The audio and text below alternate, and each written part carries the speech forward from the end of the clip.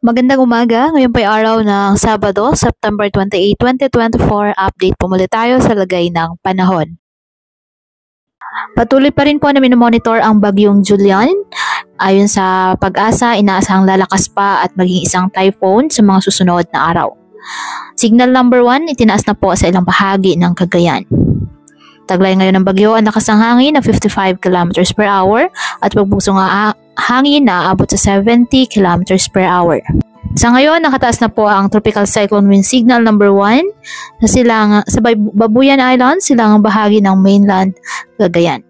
Ayon sa Pag-asa, inaasang lalapit ang bagyo sa Northern Luzon area simula ngayong linggo at pinakamalapit ito sa extreme Northern Luzon sa Lunes ng hapon. Inaasahan din itong lalakas at may isang tropical storm at posibleng mag-rapid intensification at maging isang typhoon category ngayong linggo.